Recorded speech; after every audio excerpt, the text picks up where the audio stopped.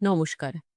The story teller চ্যানেলে আজকের গল্প বিভূতিভূষণ বন্দ্যোপাধ্যায় রচিত কয়লা ভাটা। গল্প পাঠে আমি অনিন্দিতা।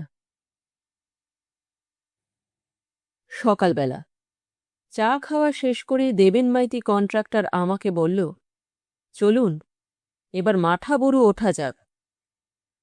আমাদের ডাকবাংলোর পেছনেই সুদীর্ঘ শৈলমালার মাঠাবরু শিখর, উটের পিঠের কুজের মতো ডলোমাইটের অনাবৃত গম্বুজ, শেষ ২-৩০০ ফুল গাছপালা বড় একটা দেখা যায় না। একটা বিরাট শিবলিঙ্গ যেন নীল আকাশে মাথা তুলে আছে। বললাম, কত উঁচু? ১০০০ ফুট। বড্ড খাড়াই দেখছি। একটু কষ্ট হবে, কিন্তু ওপর থেকে চমৎকার সিনারি। আপনি যা ভালোবাসেন সব। ওই যে কি একটা গাছ মাথার ওপরে এখান থেকে দেখা যাচ্ছে, ওটা ওটা একটা পাকুড় গাছ। মস্ত বড় গাছ ওটা। ওপরে উঠলে টের পাবেন। আশ্চর্য হয়ে গেলাম। একটা বড় পাকুড় গাছ এখান থেকে দেখাচ্ছে, যেন আশেপাশের শেওড়া গাছের মতো। কত উঁচু মাঠাবুরুর শিখরটা! দেবেন মাইতি বলল, আপনি রেডি হয়ে আছেন তো? চলুন ওঠা যাক। আমার বাংলো থেকে হাতকড়ি দূরে গিয়েই জঙ্গল। জঙ্গলে হরিতকি, আমলকি, কেদ, শাল ও পলাশ গাছই বেশি। এখানে ওখানে বড় বড় পাথর ছড়ানো, নানা আকারের পাথর। কোনোটার ওপর দিব্যি চৌরস সমতল। এত বড় যে ৫-৬ জন বিছানা করে শুয়ে থাকলে পরস্পরের খুব ঘেঁষাঘেঁষি হয় না। আবার কোনোটা সত্যিই ছোট। একটি ক্ষীণকায়া ঝর্ণা পাহাড়ের দিক থেকে নেমে বয়ে চলেছে অসংখ্য ছোট বড় পাথরের ওপর দিয়ে। বেশ স্বচ্ছ ঠান্ডা জলটা। দেবেন মাইতি বলল, এর নাম ছাতনা জোর। কোথায় গিয়ে মিশেছে? ওই আগে গিয়ে নাপটিটার ফরেস্টের নিচে ভাটাই জোরের সঙ্গে মিশেছে। আর ভাটাই জোর কুসুমন্ডির নিচে শঙ্খ নদীর সঙ্গে গিয়ে মিশেছে। ক্রমে সমতল ভূমি ছেড়ে মাঠাবুরু পাহাড়ের ওপর উঠতে আরম্ভ করলাম। রাস্তা খুব সরু, উঁচু নিচু পাথরের ওপর দিয়ে এঁকে বেঁকে ওপরের দিকে চলেছে। দুধারে শাল, কাঞ্চন, পলাশ, আমলকি গাছের ঘন ছায়া। মোটা মোটা চিহল লতা, লতা পলাশে দুলছে এডাল থেকে ও ডাল থেকে। প্রথম বসন্তে করন্ধা ফুলের সুগন্ধ সকালের বাতাসে। কোথাও একটা মস্ত বড় লতায় থোকা থোকা নতুন ফোটা অগ্নিবর্ণ পলাশ ফুল পথের ওপর ঝুঁকে পড়েছে। কোথাও দীর্ঘ চঞ্চু ধনেশ পাখি লতা পাতার আড়াল থেকে কর্কশ স্বরে ডেকে উঠল। আমিও বেশি জানতাম না। শটটা সুরে চমকে উঠে বলি, ওটা কি ডাকে? দেবেন মাইতি হেসে বলল, ধনেশ পাখি স্যার। যার তেল হয়? হ্যাঁ স্যার, দেখবেন। এদিকটা তাকিয়ে থাকুন। একটু এগিয়ে গিয়ে আঙুল দিয়ে দেখিয়ে ব্যস্তভাবে বলল, ওই ওই বড় বড় ঠোঁট। এক এক স্থান কি সুন্দর ছায়া শীতল। করন্ধা ফুলের সুবাস ভুরভুর করছে বাতাসে। বড় বড় চৌরস শিলাসন চারিদিকে বিছানো। মনে হয় এমন শান্ত নিভৃতে মৌন বনানীতলে সেকালে মুনি ঋষিদের কুটির ছিল। বনবিহঙ্গের কলধ্বনি মুখরিত এমনই প্রভাতে তাদের দার্শনিক দৃষ্টি জীবন মৃত্যুর রহস্য ভেদ করতে ব্যস্ত থাকত এই নিভৃত বনাঞ্চলে। আর সেইখানে দেবেন মাইতি কন্ট্রাক্টর আর আমি এসেছি কাঠ কয়লার ভাটা কিনতে। পা বড় ব্যথা করছিল। একটা লতা পলাশের ফুলের থোকা দোলানো আমলকি গাছের তলায় পাথরের ওপর বসে সিগারেট ধরাই। অতি সুন্দর স্থান। এত নিবিড় ডালপালা ঝুঁকে আছে শানুদেশে যে এখান থেকে সমতল ভূমি বা ডাকবাংলো দেখাই যায় না। দেবেন মাইতি বলল, উঠুন, এখনো অনেকটা। কতটা উঠলাম? 4 ফুট হবে। এখনো অনেক বাকি। এমন সময় অনেকগুলি তরুণী কণ্ঠের উচ্ছল হাসি কলরবে বনভূমি মুখর হয়ে উঠল। আমাদের সামনে দিয়েই 6-7টি মানভূমি বাউরি, কি ভূমিজ মেয়ে, লম্বা ধরনের লতায় বোনা ঝুড়ি মাথায় হরিণীর মতো লাফিয়ে সরু পত্তা বেয়ে ওপরে উঠে চলল। বললাম, এরাই বোধহয় কুলি। দেবেন মাইতি বলল, হ্যাঁ। মজুরি কত? এখানকার রেট আমি জানি নে। এই ঘটনার এবং পথের ধারে বিশ্রামের পর ঝাড়া 40 মিনিট কেটে গিয়েছে। আমরা তখনও মাঠাবুরু আহরণ করছি তো করছি। যা ভেবেছিলাম খুব কাছে, তা হয়ে পড়েছে বহুদূর। বন আগের চেয়ে একটু পাতলা হয়েছে বটে, কিন্তু এখনও ওপরে উঠতে কত দেরি আছে বুঝতে পারছি নে। পা ভেঙে পড়েছে। দেবেন মাইতি আশ্বাসের সুরে বলছে, এই এলাম স্যার, ওই 1 নম্বর কিলিং দেখা যাচ্ছে, আরও একটু। কিন্তু ওর আশ্বাসের ওপরে বিশ্বাস হারিয়েছি। মোটে 1000 ফুট বলল, কিন্তু এখন মনে হচ্ছে আরও বেশি, অনেক বেশি। সত্যিই কষ্ট হচ্ছে। সোজা খাড়াই না হলে এত কষ্ট হতো না। আমি বললাম, আর 1 নম্বর কিলিং, অনেকক্ষণ থেকেই তো বলছেন। আপনি দেখুন আর একটু গিয়ে, ওই যে পিয়াশাল গাছটা দেখছেন, ওই হলো ওপরের লেভেল। বসবেন একটু এই পাথরটাতে? এমন সময় আবার সেই রকম সম্মিলিত নারীকণ্ঠের গান ও কলরব ওপর থেকে নিচে নেমে আসছে শোনা গেল। আগের সেই দলটি এবার কাঠকয়লার ঝুড়ি মাথায় মাঠাবুরু থেকে নেমে আসছে নিচে। এতক্ষণ লেগেছে ওদের ওপরে পৌঁছতে এবং কয়লা আনতে। কিন্তু দেবেন মাইতি আমার ভুল ভেঙে দিল। বলল, এরা সে দল নয়, এরা আমাদের অনেক আগে পাহাড়ে উঠেছিল, এদের উঠতে দেখিনি আমরা।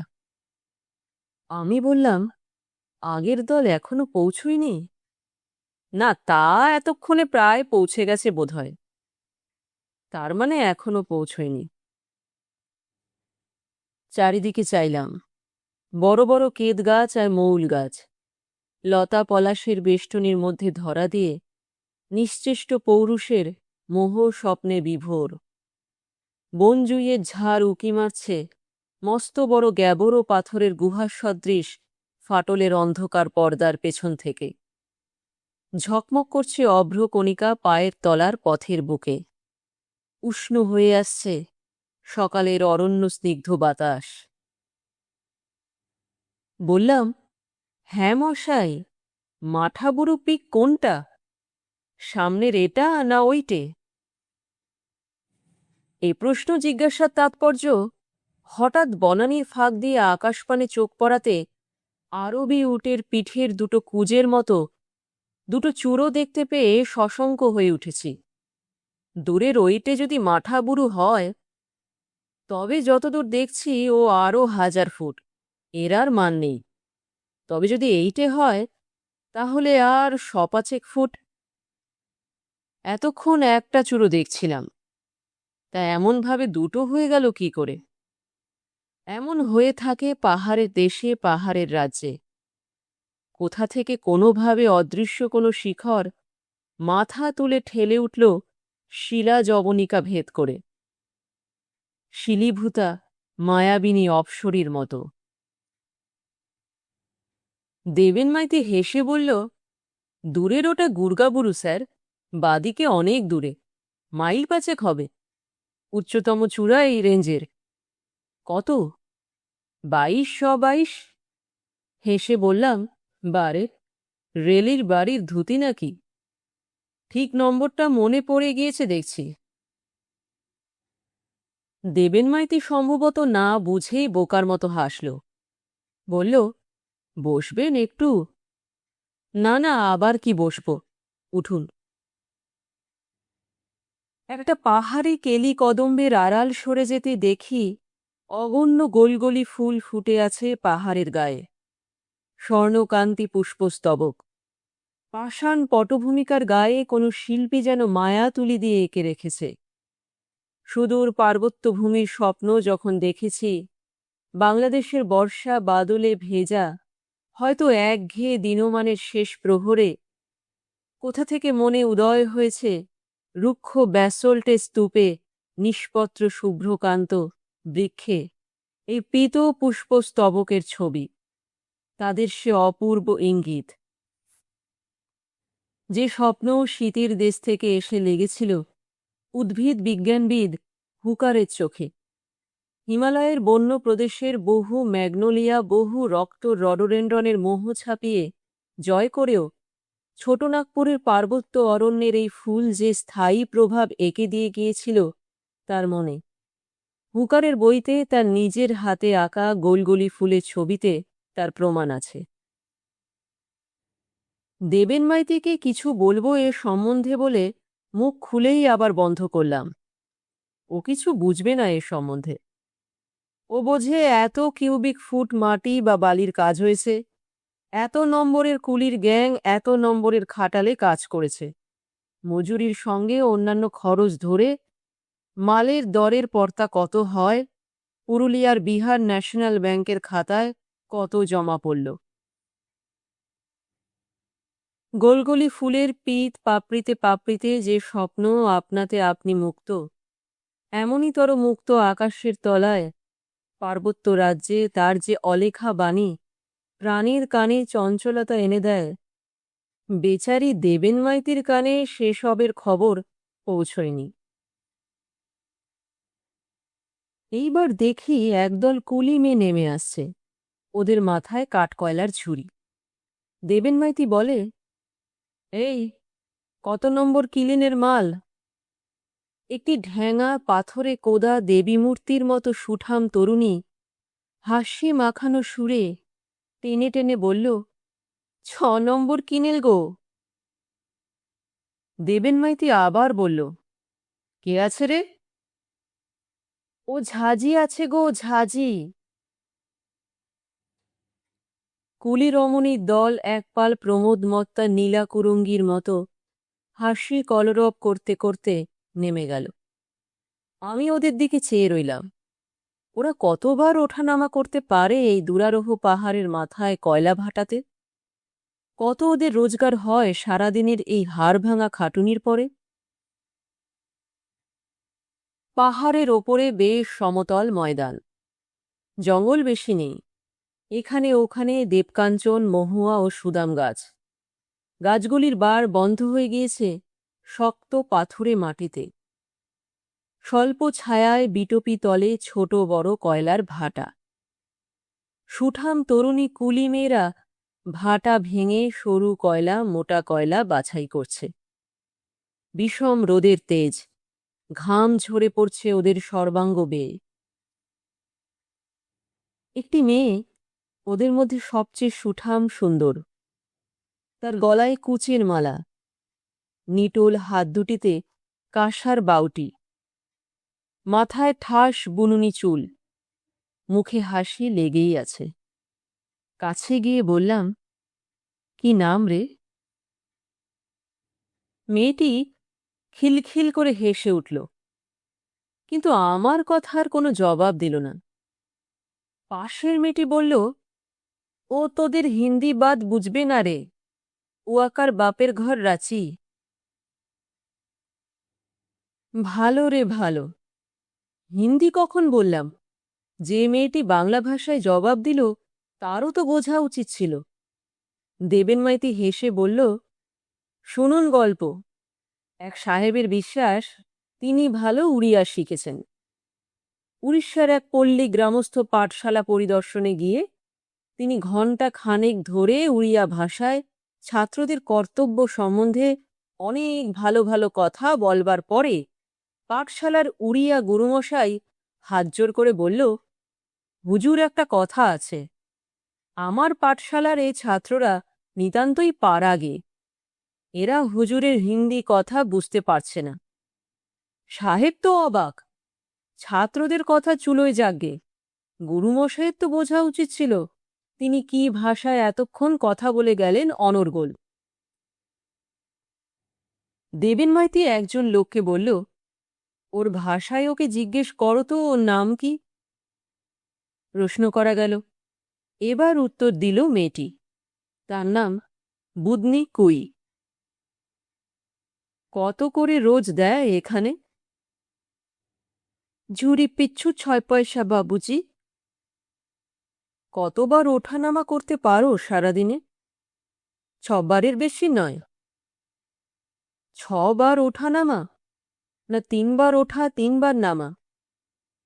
6 বার ওঠা 6 বার নামা। কি কাণ্ড!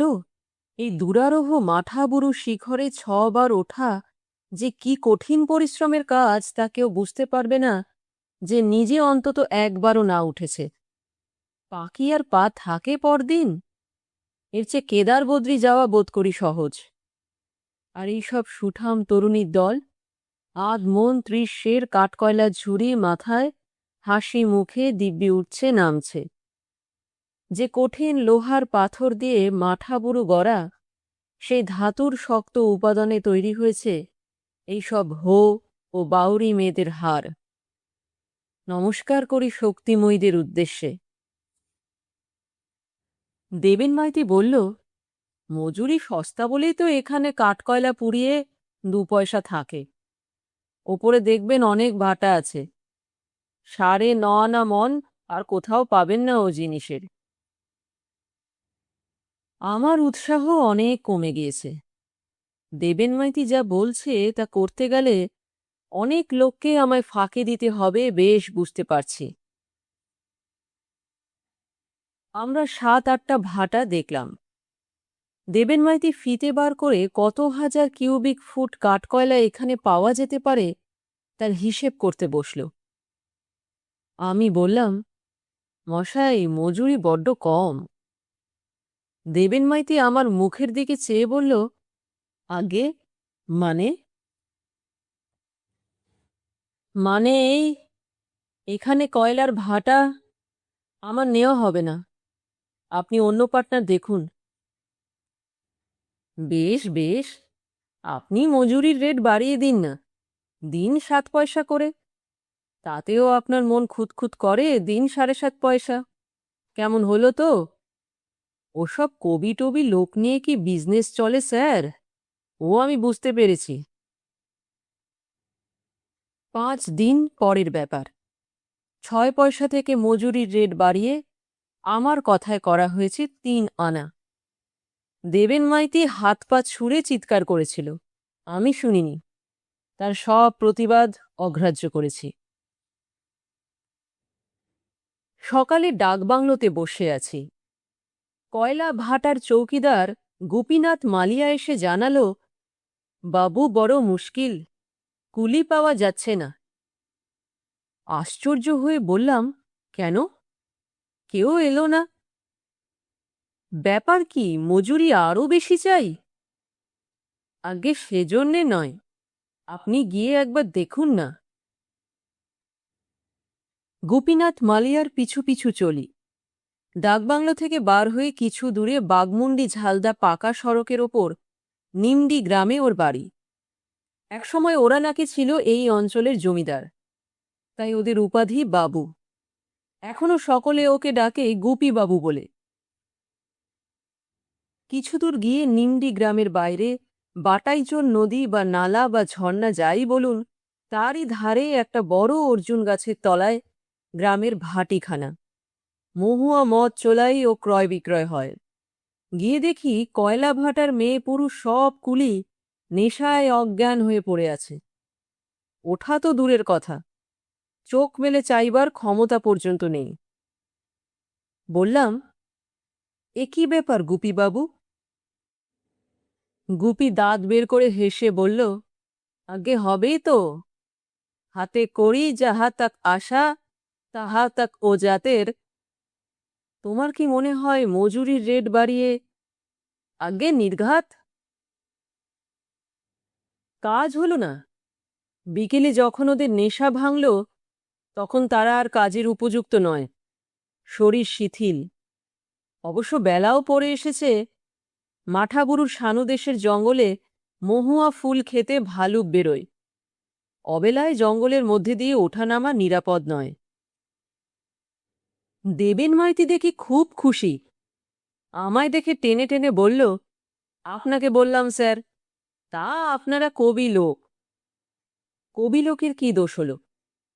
দোষ হলো এই যে কয়লা ভাটা উঠে গেল, আর এখানে কুলি পাবেন না। কেন? মজুরি 3 আনা দিলে মাথা পিছু 18 আনা পড়ে। সব দেখবেন মদ খেয়ে চিৎপাত হয়ে এমনি রোজ পড়ে থাকবে। আপনার কবিত্বের এই ফল হলো। বিজনেস স্যার, আলাদা জিনিস। আমার হাতে ছেড়ে দিন, দেখুন কি করে চালাই। দিব্যি চলতে লাগলো পরের দিন থেকে কয়লা ভাটা। 6 পয়সার রেটেই মজুরি নামিয়েছে দেবেন মাইতি। কোনো কুলি অনুপস্থিত নেই। আমি আর কোনো কথা বলি নে। দেবেন মাইতি যা করে তাই। পয়সা আসছে। মাঠাবুরুর সানুদেশের অরণ্য পথে বড় বটগাছের তলায় বসে আছি। ঘন ছায়াভরা গ্রীষ্মের অপরাহ্ন। পাহাড় তেতে উঠেছে। কয়লা ভাটা একেবারে পাহাড়ের ওপরে, গাছপালাহীন রুক্ষ পরিবেশে। এই গরমে তিষ্ঠুবার জো নেই সেখানে। তাই এখানে এসে আশ্রয় নিয়েছি। হঠাৎ দেখি কুলির দল নেমে আসছে। সেই কুলির দল। একজন বাউরি কুলি আমার সামনে এসে দাঁড়াল। বলল, তোর কাছে জানাচ্ছি, 6 পয়সার রেট আমাদের পোষাচ্ছে না রে। কেন? 3 আনা করেছিলি, আবার কাটলি কেন? মদ খেয়ে মাতলামি করে কাজ কামাই করেছিলি কেন? পিছনে মেয়ে কুলির দল দাঁড়িয়ে। তাদের মধ্যে সেদিনকার বুদনি কুইও ছিল। ওরা সবাই হাসছে দেখে কুলিটাকে বললাম, কি ব্যাপার রে, সব হাসছে কেন? ওরা কিছু না বলে নেমে গেল। রাত্রে ডাকবাংলোর চৌকিদার আমাকে গোপনে বলল, বাবু, সব কন্ট্রাক্টর বাবুর কাজ। 5 টাকা খরচ করে নিজের ট্যাগ থেকে বিলকুল সব মদ খাইয়েছিল সেদিন। কেন? নইলে আপনি মজুরির রেট কমাবেন না? আপনার শুধু এই মাঠাবুরুর ভাটা, ওর সঙ্গে ভাগে। কিন্তু ও বাবুর এ অঞ্চলে আরও অমন কত জায়গায় ভাটা। মজুরির রেট বাড়ালে ওর লোকসান হতো। কুলিরাও সেটা জানে, তাই জেনে শুনে হাসছিল। আপনার কাছে রেট বাড়াবার কথা বলে হাসছিল। আমি সব শুনেছি।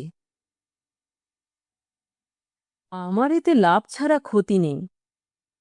অথচ যারা সত্যিই ঠকেছে এ ব্যাপারে, তারা পরের 5-6 দিন ধরে আমাকে দেখলেই হাসে, গা ঠেলাঠেলি করে পরস্পরের। যেন আমাকে তারা খুব বোকা বানিয়েছে। তাদের দলের সেই হো তরুণী বুদনি কুই এ কাজে অগ্রণী। এ সরল বন্য বালাদের আমি কি বোঝাব? দেবেন মাইতির জয় হোক। মাঠাবুরুর কয়লা ভাটার মহাজন বলরামপুরের বিরিজলাল ঘনশ্যাম দাসের 33.5% মহাজনীর জয় হোক।